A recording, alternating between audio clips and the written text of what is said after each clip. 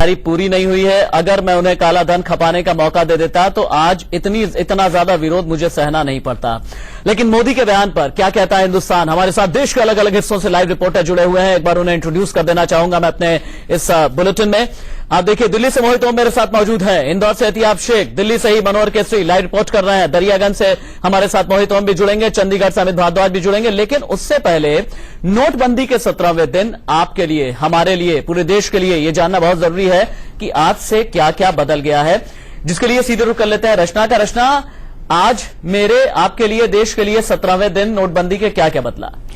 राशिद, नोटबंदी का 7वां दिन है आज और हम देख रहे हैं जब से नोटबंदी का फैसला हुआ है आए दिन कुछ न कुछ इसमें बदलाव कर दिए जाते हैं और नए नियम लागू कर दिए जाते हैं। अपने दर्शकों को हम एक एक करके बताएंगे आज क्या अहम बदलाव किए हैं। अहम बदलाव ये कि आज से आप बैंक जाकर 500 और 1000 के पुराने नोट अब बदलवा नहीं सकेंगे, एक्सचेंज नहीं होगा। आप सिर्फ और सिर्फ अपने बैंक के खाते में उन पैसों को जमा करा सकते हैं। अगर आप 500 और 1000 के नोट लेकर जाते हैं तो सिर्फ अपने खाते में आप उन्हें जमा कर सकेंगे। अब आपको उसके बदले में नए नोट नहीं दिए जाएंगे। आज से ये सुविधा आपके लिए खत्म हो गई है। 500 के पुराने नोट जरूरी जगहों पर चलेंगे, वो भी 15 दिसंबर तक।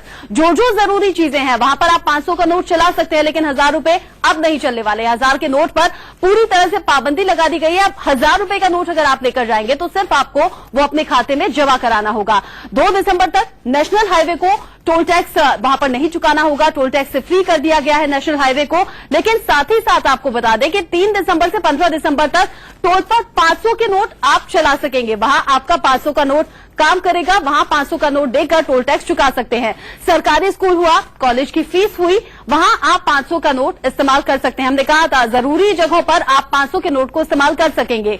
केंद्रीय भंडार अगर आप जाते हैं तो वहां पर आप 5000 तक का सामान वहां से खरीद सकते हैं। 5000 तक की खरीदारी आप कर सकते हैं पुराने 500 के नोट से। बिजली पानी के बिल भी आप पुराने नोट से जमा करा सकते हैं, क्योंकि बिजली पानी जरूरी चीजें हैं। जरूरी सुविधाओं पर यह नियम है कि आप 500 का नोट इस्तेमाल कीजिए। साथ ही साथ मोबाइल फोन आप बहुत यूज करते हैं, मोबाइल फोन का अगर आपको रिचार्ज कराना है तो उसके लिए भी आप 500 का नोट इस्तेमाल कर सकते हैं। राशिद, शुक्रिया रचना। बहुत आसान शब्दों में रचना हमें समझा रही थी कि नोटबंदी के 17वें दिन आपको क्या ख्याल रखना है। अगर आप बैंक का रुख कर रहे हैं तो आपको क्या ख्याल रखना है, एटीएम जा रहे हैं तो आपको क्या ख्याल रखना है। लेकिन ग्राउंड रिपोर्ट हम आपको दिखा रहे हैं प्रधानमंत्री नरेंद्र मोदी के बयान के बाद क्या कहता है हिंदुस्तान। सीधे हम रुख कर लेते हैं दिल्ली से मेरे सहयोगी, जैसा कि मैं बता रहा था कि मोहित ओम और मनोहर केसरी मौजूद हैं। इंदौर से भी मेरे सहयोगी एहतियाब शेख जुड़े हुए हैं, चंडीगढ़ से अमित भारद्वाज हैं, थोड़ी देर के बाद मुंबई से अभिषेक शर्मा भी मेरे साथ जुड़ेंगे। मनोहर केसरी, सबसे पहले मैं आपका रुख करूंगा। मुझे ये बताइए कि प्रधानमंत्री नरेंद्र मोदी ने यह कहा है कि विरोधियों को तैयारी का मौका नहीं दिया, काला धन वालों को तैयारी का मौका नहीं दिया, और नहीं तो ये लोग मेरी तारीफ करते। इस पर हिंदुस्तान क्या कहता है, हमें ये बताइए। और ग्राउंड रिपोर्ट 17वें दिन दिल्ली के बैंकों से क्या है, तस्वीरों के जरिए भी बताइए, लोगों से बात भी कीजिए।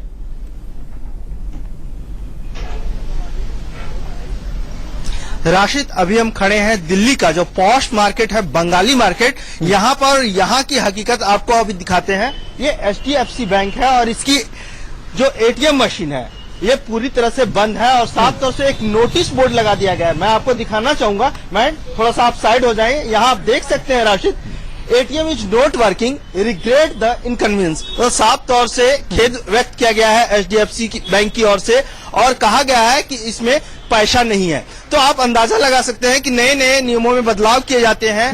बैंक में अब नोट नहीं बदले जाएंगे आज से, और ऐसे में ATM में पैसे नहीं है। बंगाली मार्केट प्रधानमंत्री के बयान पर लोगों से बात कीजिए। PM के ताजा बयान पर देश क्या कहता है, लोगों से पूछिए। जी बिल्कुल राशिद, यहाँ पर तमाम लोग हैं, इनसे बात करते हैं। आप बताएंगे, प्रधानमंत्री ने आज संविधान दिवस पे अपने विपक्षियों पे हमला किया है और उन्होंने साफ तौर से कहा है कि जो उन्होंने तैयारी की थी उन्होंने तैयारी की है, लेकिन जो काले धन वाले हैं उनको तैयार होने का मौका नहीं दिया है। क्या कहेंगे आप? उनको पब्लिक का भी सोचना चाहिए था, पब्लिक इतनी परेशान है, ये भी प्लान कर लेना चाहिए था पहले। नहीं, PM ने साफ तौर से कहा है कि हमने जो ब्लैक मनी रखने वाले हैं उनको मौका नहीं दिया है। नहीं दिया वो सही है, लेकिन पब्लिक को जो परेशानी उसके बाद हो रही है उसको भी प्लान कर लेते पहले। ये था तो उनकी परेशानी है राशिद। और लोगों से बात करेंगे। आप बताएंगे कहाँ से आए हुए हैं? मैं अशोक विहार से आया हूँ। नरेंद्र मोदी ने जिस तरह से हमला करते हुए पलटवार किया है, उन्होंने कहा है कि हमने ब्लैक मनी वालों को तैयार होने का मौका नहीं दिया। उनका कहना ठीक है, क्योंकि अगर ऐसा मौका नहीं दिया जाता तो पूरा उद्देश्य ही काले धन को लाने का ये असफल हो जाता। परंतु मैं ये भी कहना चाहूंगा ठीक है मनोहर, आप रहिए। मोहित ओम का रुख कर लेते हैं। यही सवाल मोहित ओम मेरा आपसे भी होगा। आप भी दिल्ली की दूसरी मार्केट में मौजूद हैं। लोगों से ये पूछिए, प्रधानमंत्री ने ये कहा कि तैयारी करने का मौका नहीं दिया, इसलिए जो विरोधी हैं वो जो विपक्षी हैं वो विरोध कर रहे हैं। इस पर लोगों का नजरिया क्या है? इत्तेफाक रखते हैं वो लोग? जी राशिद, मैं दरियागंज में खड़ा हूं। यहाँ पे कैनरा बैंक है, उसके बाहर तमाम लोगों की भीड़ है। आइए लोगों से जानते हैं प्रधानमंत्री के उस बयान पे। प्रधानमंत्री ने अभी कहा है कि हम लोगों ने काले धन रखने वालों को मौका नहीं दिया, इसलिए मेरा विरोध हो रहा है। इस पर आपका क्या कहना है? ये बिल्कुल सही बात है कि मोदी जी की पूरी तैयारियां, पूरी नीति, ये एक आलोचना का विषय हो सकता है, लेकिन जो उन्होंने लोगों को काला धन समेटने का बिल्कुल टाइम नहीं दिया, समस्या की जड़ ये है जो मुझे लगता है। और हम लोग सब उनके साथ हैं और साथ देना चाहिए। अगर एक इंसान कुछ अकेला बदलने की कोशिश कर रहा है, कुछ अलग करने की कोशिश कर रहा है, तो हमें करना चाहिए, उसका स्वागत करना चाहिए। थोड़ी बहुत परेशानियां तो सभी को होंगी। ठीक है, ठीक है मोहित ओम, करके आते हैं। इंदौर का रुख कर लेते हैं एहतियाब शेख का। एहतियाब, इंदौर की जनता प्रधानमंत्री मोदी के बयान पर क्या कहती है? और साथ ही ये बताइए कि 16 दिन कतार में इंडिया खड़ा है, 17वें दिन बहुत कुछ परिवर्तन भी हुए हैं। लोगों का नजरिया क्या है, लोगों का रुख क्या है? राशिद, जब मैं आज इंदौर में सुबह पहुंचा तो थोड़ा ताज्जुब हुआ था, क्योंकि मुझे यहाँ लाइन नजर नहीं आ रही थी, और उस लाइन नहीं नजर आने पे मुझे ताज्जुब जरूर हो रहा था। लेकिन मुझे जवाब मिला इस स्लिप से। इस स्लिप को जब मैंने निकाला है एटीएम से, तो मुझे मालूम पड़ा कि सॉरी फॉर इनकन्वीनियंस, यानी कैश नहीं है। जिस जगह मैं खड़ा हूँ राशिद, यहाँ तकरीबन 8 एटीएम है, 8 में से एक भी एटीएम में कैश मौजूद नहीं है। यानी साफ तौर पर यह कहा जा सकता है कि यहाँ कैश की कमी होने की वजह से एटीएम खाली पड़े हैं। लोग यहाँ मेरे साथ में मौजूद है, ये युवा साथी सुबह से लगातार मेरे साथ खड़े हैं। सर आप बताइए, प्रधानमंत्री ने सीधे तौर पर पलटवार ये किया है, उन्होंने कहा है कि काले धन वालों को मौका नहीं मिला।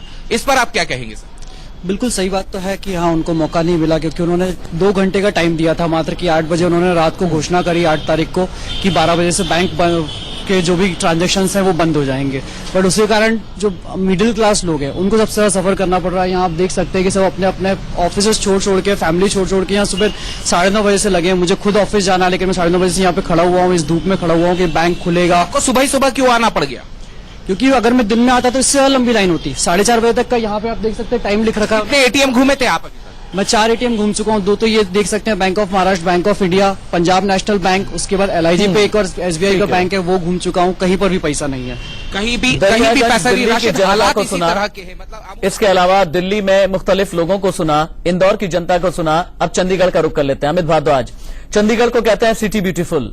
प्रधानमंत्री मोदी के बयान को लेकर के सिटी ब्यूटीफुल क्या कहती है? लोगों से बात कीजिए।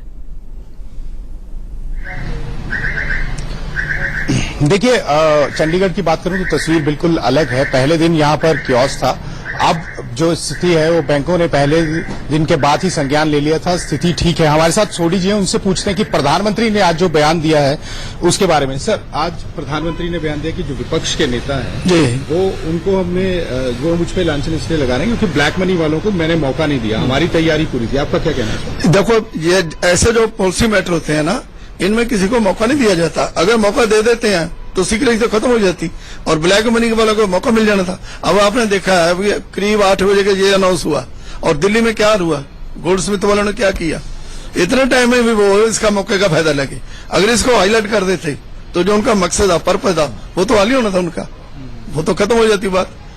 मेन काम उनका यही था ब्लैक मनी का, तो ब्लैक मनी तो घूमने लगी थी। चंडीगढ़ की अगर स्पेसिफिकली बात करें तो बैंकों का कैसा? चंडीगढ़ में बैंकों में थोड़ी सी एटीएम में थोड़ी सी प्रॉब्लम आ रही है। मेरे सहयोगी मोहित ओम, मनोहर केसरी आपका, इंदौर से एहतियाब शेख आपका, और चंडीगढ़ से अमित भारद्वाज आपका बहुत बहुत शुक्रिया। आपने देश का हाल जाना, प्रधानमंत्री मोदी के बयान पर देश क्या कहता है ये भी आपने सुना। लेकिन अब से लगभग 45 मिनट के बाद जब संसद की कार्रवाई होगी तो इस एक्शन पर क्या रिएक्शन होता है, इस पर भी इंडिया न्यूज की लगातार नजर बनी हुई है। रुकेंगे छोटे से ब्रेक के लिए, कहीं मत जाइए।